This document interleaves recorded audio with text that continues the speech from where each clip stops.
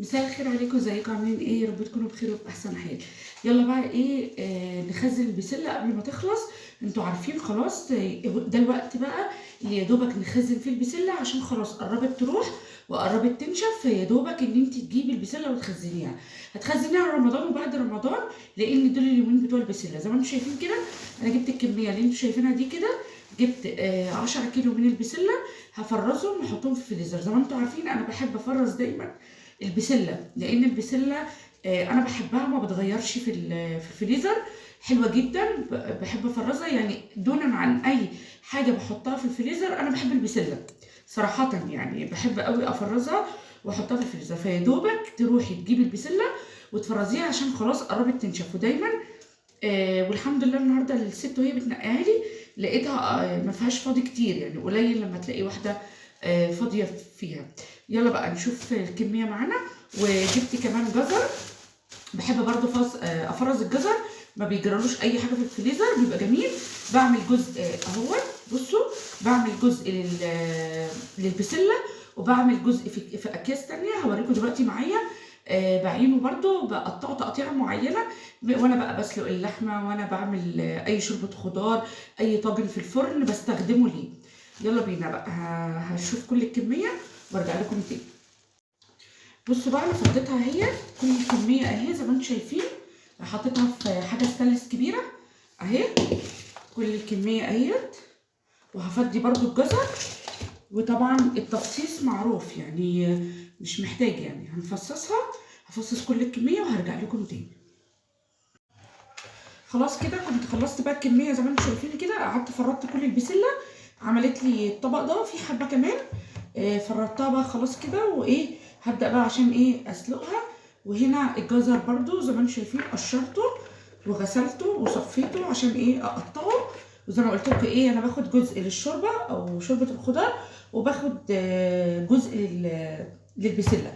طيب هنعمل الخطوه الجايه هتبقى ايه؟ الخطوه الجايه انا حطيت ميه على البوتاجاز تغلي. اول ما تفرفر هحط معلقه سكر، وبعد كده ايه هنزل بالبسله. هتاخد يا دوبك فوره كده واروح شايلاها. انا بحب اعملها كده، ما بحبش. انا الاول كنت بخزنها كده من غير ما يعني اديها سلقه. كنت بحب اخزنها كده من غير ما اديها سلقه، بس لقيتها بيبقى ليها طعم كده متغير لما اديتها سلقه في الميه. يعني مش سلقه، يا دوبك الميه فارت كده عليها ومعلقه سكر، لقيتها بتديني نتيجه احلى بكتير وحلوه قوي. طيب الخطوه اللي جايه بقى دي هنعمل ايه؟ هناخد الجزر.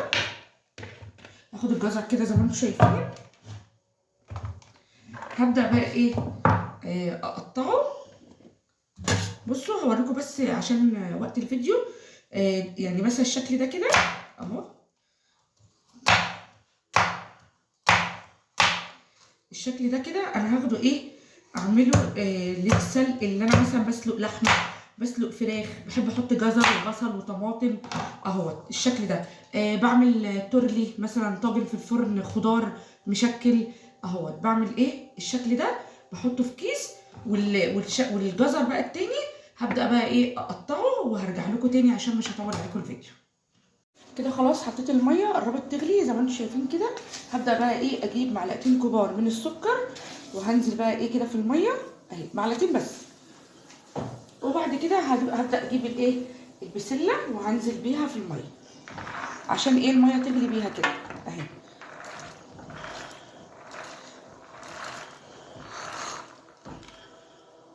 بصوا نزلت بقى بالبسله كلها اهي. طبعا مش حطيت الكميه كلها لان الحله مش هتاخدها اهو. نزلت بالايه بالكميه اللي معايا ديت اهي بالشكل اللي انتوا شايفينه ده كده. اول بقى ما تغلي، اول ما تفور هروح ايه طافيه عليها. وعشان ما اطولش برضه عليكم الفيديو، اول ما تغلي هروح طافيه عليها يعني تغلي غلوتين كده، واروح طافيه عليها وحطها في مصفى غسلها كويس جدا تحت الحنفيه. وبعد كده اصفيها كويس جدا، ما اخليش فيها اي ميه خالص لغايه ما تنشف كده. وبعد كده هعمل ايه تاني بقى؟ هروح واخداها معبيها في الاكياس ومدخلها الفريزر. يلا بينا نشوف الخطوه اللي بعديها. طيب بالنسبه للناس اللي سالتني عن تفريز الخضره، انا برضو قلت ايه اديكوا ايه حاجه سريعه كده. الخضره دي تخزين الخضره هوريكي برضو دول حبه هوريكي عملتهم ازاي. الخضره ديت انا غسلاها من امبارح وحطيتها اتصفت في المصفى ماشي. وبعد كده رحت حطها في قماشه تغسليها كويس جدا، تنقعيها في خل زي ما انت عارفه اي خضره.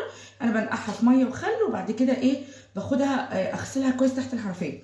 يبقى انا حطيتها نقعتها وغسلتها، وبعد كده جبتها صفيتها في المصفى كويس جدا، وبعد كده حطيتها في قماشه. لازم تنشفيها في القماشه زي ما انت شايفه كده، وسبتها من امبارح. ولو فيها اي حاجه مثلا مش كويسه بشيلها، عود اصفر او كده بشيله. زي ما انتم شايفين كده، بصوا الخضره شكلها جميل ازاي. انا بحب اخزنها. عايزه تقطعيها براحتك، حطيها في اكياس وحطيها على الفريزر على طول. عايزه تحطيها بحلقه، انا جربت دي وجربت دي، الاتنين في تلك الاحوال حلوه جدا ومش بتبوظ منك وبتدنها ايه كويسه.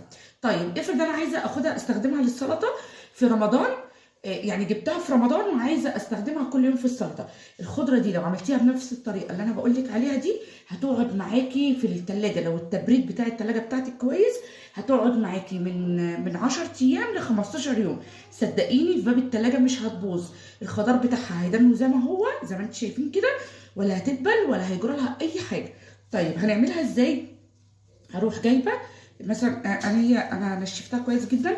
هاتي فوطه مطبخ او اي حاجه ونشفيها كويس جدا. تمام. هناخد ايه حبه كده مثلا، واروح حطها ايه، ثواني كده. خلاص بقى، كنت عبيت الكياس كده وعبيت البسله كلها اللي انا فرستها والجزر وكله، وخلاص كده الفيديو كان خلص معانا زي ما انتم شايفين. وهحطها بقى في التلاجة.